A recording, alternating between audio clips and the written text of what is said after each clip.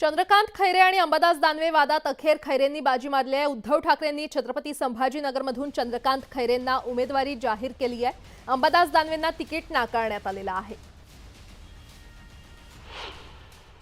तर स्पर्धा तिकीट मिळेपर्यंत असतं। तिकीट मिळाल्यानंतर आम्ही हातात घालून त्या ठिकाणी आम्ही काम करतो आणि अंबादास दानवे हे माझे शिष्य आहे।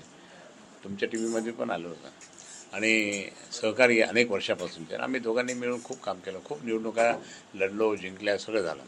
पण आज मात्र या ठिकाणी ही जी मोठी लढाई आहे, महाविकास आघाडी आणि आम्हाला पाडायचं ते महायुतीला द्या, म्हणून आम्ही सगळे एकत्र आहोत। मला वाटत नाही कोणाची नाराजी आहे। शिवसेनेमध्ये किंवा लोकशाहीमध्ये इच्छा व्यक्त करणं लढण्यासाठी हा अपराध नाही। जर संभाजीनगर असेल, नाशिक असेल, हिंगोली असेल, मुंबई असेल, अन्य ठिकाणी जर कोणी लोकसभा निवडणूक लढण्याची इच्छा व्यक्त केली असेल आणि त्यांच्याशी आम्ही चर्चा केली असेल, त्यात चुकीचं काय? पण उमेदवार हा एकच असतो, एकालाच उमेदवारी द्यावी लागते। आम्हाला हट्ट करण्याचा अधिकार आहे, मात्र पक्षप्रमुखांचा आदेश हा अंतिम आहे। व्यक्तिगत हितापेक्षा संघटना महत्त्वाची असं विधान अंबादास दानवे यांनी केलंय। मी नाराज नसून जोमानं पक्षाचं काम करणार, मी बाळासाहेबांचा एक जबाबदार शिवसैनिक आहे, अशी प्रतिक्रिया खैरेंना लोकसभेचं तिकीट मिळाल्यानंतर अंबादास दानवे यांनी दिली आहे।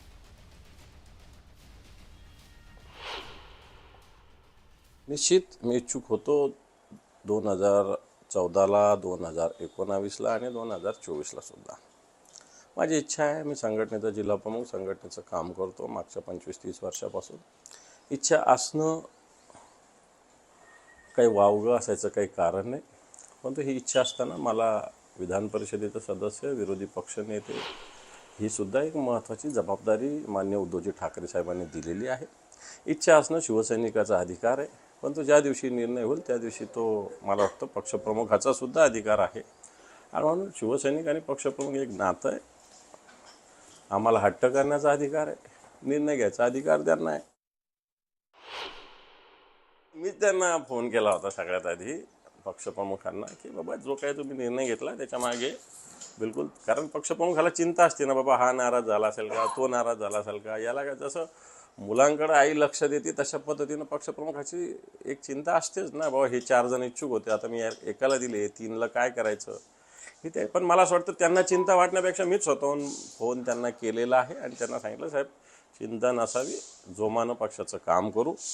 कारण मला असं वाटतं मी एक शिवसैनिक बाळासाहेबाचा मी स्वतःला परिपक्व नाही म्हणू शकत, पण जबाबदार तर निश्चित म्हणू शकतो। आणि म्हणून ही जबाबदारी माझी पण आहे, जेवढी पक्षप्रमुखाची तेवढी माझी पण मी समजतो आणि मला असं वाटतं या जबाबदारीतून मी निश्चित काम करेन।